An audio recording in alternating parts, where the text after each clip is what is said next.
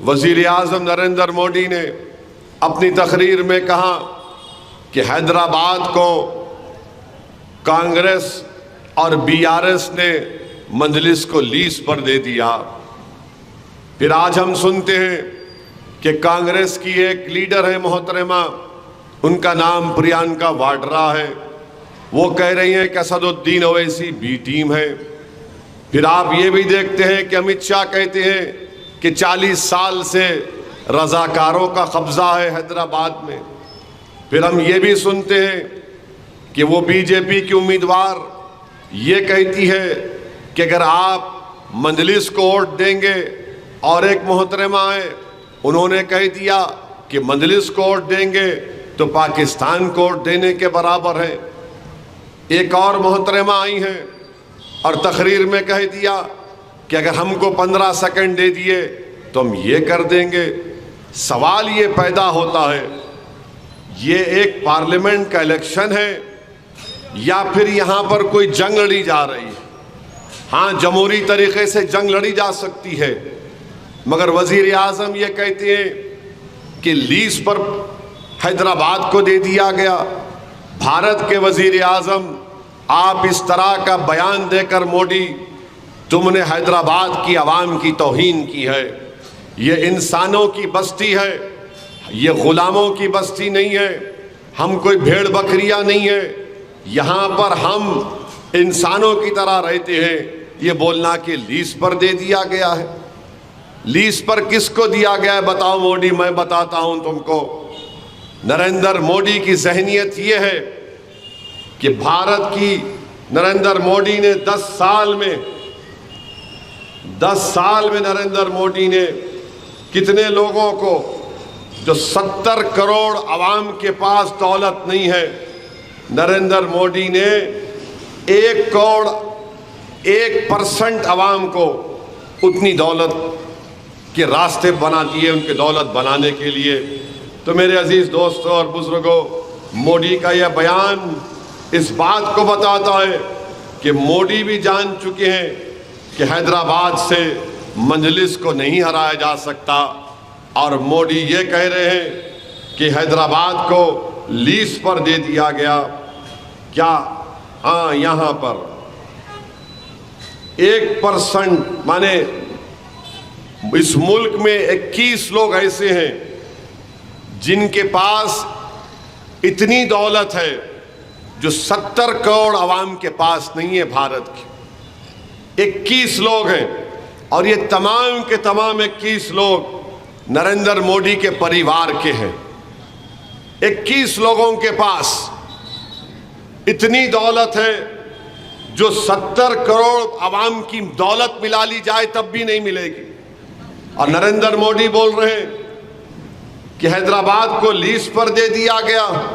नरेंद्र मोदी 6,000 7,000 करोड़ आपको erectile bond पर मिला, तो जो कोई आपको इलेक्ट्रल बॉन्ड दिया, नरेंद्र मोदी ने उनको भारत का कोई एयरपोर्ट लीज पे दे दिया, कोई सी पोर्ट लीज पर दे दिया, कोई टनल का काम दे दिया, कोई स्लम रीडेवलपमेंट का काम उनको दे दिया। ये नरेंद्र मोदी ने किया। और नरेंद्र मोदी ये कह रहे हैं कि हैदराबाद को लीज पर मजलिस को दिया गया है। सुनो मोदी, 40 साल से हमने हिंदुत्व आइडियोलॉजी को हराया है। इंशाअल्लाह ताला इस मर्तबा भी हैदराबाद की आवाम बिला लिहाज मज़हब मिल्लत नफरत को हराएगी, मोहब्बत को काम करेगी। जो लोग हैदराबाद में फसाद बर्पा करना चाहते हैं, तुम्हारी पार्टी की कैंडिडेट जो तीर का निशाना इबादतगाह पर लिया, इंशाअल्लाह ताला हैदराबाद की आवाम नफरत को यहाँ पर बदतरीन शिकस्त देगी। हम हैदराबाद में कोई फसाद नहीं चाहते, हम हैदराबाद में कोई दंगा नहीं चाहते, मगर ये काम नरेंद्र मोदी की पार्टी करना चाहती है। अब आ जाइए प्रियंका। मेरे अजीज दोस्तों और बुजुर्गों, इन सब को मजलिस से बड़ी तकलीफ है, और इसीलिए आज आप देखते हैं कि एक बीजेपी के एक उम्मीदवार हैं, महाराष्ट्र से आए, तो यहाँ पर बोल रहे 15 मिनट 15 सेकंड हमको दे दो। अरे मोहतरमा, जाकर आप मोदी से कहो मैं तैयार हूं, मुकाम बताओ, मैं अपने अफराद खानदान के साथ आऊंगा अपनी औलाद को लेकर। तुम क्या करोगे? 15 घंटे तुमको दे रहा हूं, तुम क्या करना चाह रहे बताओ मेरे को। तुम क्या कर सकते? तुम अखलाक पीलू खान रकबर की तरह तुम वही सलूक कर सकते, या तुम मुख्तार या फिर जिसको गोली मार दी गई तुम वो कर सकते। तुम क्या करना चाह रहे? तुम वक्त बताओ मेरे को, मैं आने को तैयार हूं। मगर ये मत समझो कि तुम्हारी इन धमकियों से मैं डर जाने वाला हूं। मैं यकीनन तैयार हूं मौत के लिए। मैं मौत से नहीं डरता, मैं डरता इस बात से हूं कि जब कब्र में जाऊंगा तो अगर मेरे आमाल का हिसाब पूछा जाएगा और अल्लाह अपने हबीब के सदक़े में करम नहीं करेगा तो फिर मेरा क्या होगा। मगर मौत तो बराक है। तुम क्या समझ रहे कि तुम भी नहीं जाओगे इस दुनिया से? अरे मुझ पर 2-2 मरतबा 3-3 मरतबा मेरे ऊपर जानलेवा हमला हुआ। 6 फीट के फासले से जालिमों ने गोलियां चलाई। 1999 में शहरान के पास मुझे पुलिस वालों ने मारा और पीटा और एक एडिशनल एसपी टास्क फोर्स का मुझ पर गोली चलाया। जेल को कई मरतबा जाकर आ चुका हूं। ऐसा कोई दिन नहीं जाता जो मुझे धमकी नहीं मिलती इंटरनेट के नंबरों से। और ये आकर बोलते कि 15 सेकंड, अरे लो ना 15 सेकंड, तुम बताओ काम पे आऊं मैं। तुम ये समझ रहे कि तुम्हारे इन बातों से हम डर जाएंगे? तुम ये समझ रहे कि हमारे माँ बाप ने मुझे नहीं सिखाया? मैं जिम्मेदारी के साथ कह रहा हूं, जिस दिन ये लोग बोलेंगे उस मुकाम पर आ जाओ, मैं जाने को तैयार हूं। मैं अपनी माँ को और अपने मरहूम बाप को शर्मिंदा नहीं करूंगा हशर के मैदान में इंशाअल्लाह ताला। जिंदगी अल्लाह की दी हुई है, मौत आएगी, मौत बराक है। मौत जब आती है तो फिर फना नहीं होते। एक घर से दूसरे घर को मुंतकिल होना वो मौत है, उसको मौत बोलते हैं। फना तुम लोग हो जाओगे इंशाअल्लाह ताला, हम फना नहीं होंगे इंशाअल्लाह ताला। और क्या कर रही है पुलिस? ये कान में रुई है इन लोगों के कि 20 साल के एमपी को कोई आकर बोल रहा कि 15 मिनट 15 सेकंड दे दो हमको। क्या कर रही है तमाम जिम्मेदार लोग? अगर वो बात मैं बोलता तो क्या होता? अब तक तूफान मच जाता, टीवी पर शुरू हो जाता, पूरे कूद जाते कि देखो असदुद्दीन ओवैसी तशद्दुद की बात कर रहा है। मगर कोई बीजेपी का लीडर बोलता है तो सबके मुंह में दही जम जाती है। मगर सुनो मोदी, मैं आपसे कह रहा हूं, तुमसे कह रहा हूं, मौत से डरने वाले का नाम असदुद्दीन ओवैसी नहीं है। मैं मरने को तैयार हूं।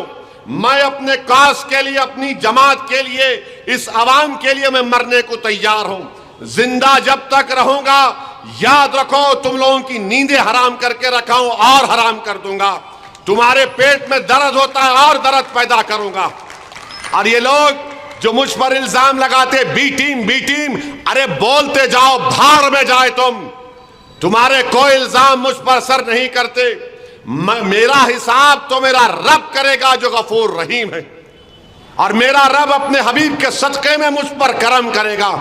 तुम समझ रहे कि तुम्हारे इल्जामात, अरे तुम होते कौन हो बोलने वाले बी टीम? ये मुल्क बदल चुका है, भाड़ में गया तुम्हारा खानदान और पानदान। ये मुल्क अब बदल चुका है। तुम समझ रहे कि तुम्हारे इल्जाम लगाने से मुझे कुछ फर्क पड़ता? अरे मैं इस रास्ते पर मेहनत करके आया हूं, पुलिस की लाठियां खाकर आया हूं, जेल को जाकर आया हूं। तुम ये समझ रहे कि चमन में चल के मैं आया यहां पर? गोलियां चलाएंगे, अरे चलाओ गोली, डराएंगे, अरे कौन डरेगा? किसी के बाप से नहीं डरने वाले हम। असदुद्दीन ओवैसी सिर्फ अल्लाह से डरता है और अल्लाह से डरता रहेगा। हुकूमत तुम्हारे पास होगी, हुकूमत खत्म होगी। हुकूमत फिरौन के पास भी थी, नमरूद के पास भी थी, यजीद के पास भी थी, किस किस के पास नहीं थी, सब खत्म हो गए, खंडरों में तब्दील हो गए। और ये लोग आकर हमको बोल रहे हैं 15 सेकंड दे दो। अरे मोहतरमा, तुम्हारे सियासी लीडर से पूछ लो। तुम्हारा सियासी लीडर नरेंद्र मोदी है, पूछो उसको कहां पर आना मैं आऊंगा। तुमको 15 सेकंड नहीं, तुमको 15 घंटे दूंगा, बताओ तुम क्या करोगे? तुम समझ रहे कि मैं खामोश बैठ जाऊंगा? अरे कोई हद होती है तुम लोगों की। और बोल रहे ये बीजेपी वाले, ये उम्मीदवार बोल रहे कि इनको वोट दे तो पाकिस्तान को वोट देंगे। अरे तुमको पाकिस्तान से इतनी मोहब्बत क्यों है बताओ? पाकिस्तान, अरे जहां दिखता तुमको पाकिस्तान नजर आता। दाढ़ी वाला मुसलमान दिखा पाकिस्तान। अरे जालिमों, अंग्रेजों से हम लड़े, आरएसएस नहीं लड़ी। क्विट इंडिया मूवमेंट का कॉल दिया गया तो मोहम्मद अली जिन्ना के साथ श्यामा प्रसाद मुखर्जी ने मिलकर हुकूमत बनाई।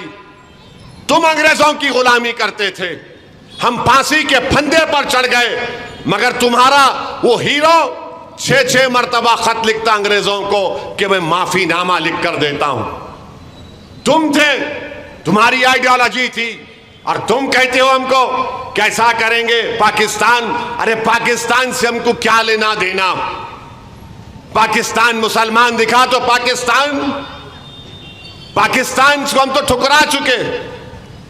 जिन्ना की टू नेशन थ्योरी को ठुकराने वालों का नाम भारत के 17 करोड़ मुसलमान हैं। हमारे बुजुर्गों ने टू नेशन थ्योरी को ठुकरा दिया। बोलो नरेंद्र मोदी, आप बोलो, क्या भारत का मुसलमान पाकिस्तानी है? तुमने घुसपैठी तो कह दिया। अब तुम्हारे पार्टी के उम्मीदवार, तुम्हारी पार्टी की एक एमपी कह रही है कि इनको वोट देना पाकिस्तान को वोट देने के बराबर है। ये हैदराबाद का इलेक्शन है या फिर पड़ोसी मुल्क का इलेक्शन हो रहा है? आप इस तरह की जबान इस्तेमाल कर रहे हैं, हम सब की तौहीन कर रहे हैं। 13 तारीख को बताया जाएगा इंशाअल्लाह ताला। तुम्हारे एक एक लफ्ज का जवाब पतंग के निशान पर बटन दबा कर दिया जाएगा इंशाअल्लाह ताला। आप तैयार हो जाओ नरेंद्र मोदी, जवाब आपको मिलेगा 13 मई के दिन। और ये लोग जो कह रहे हैं बी टीम,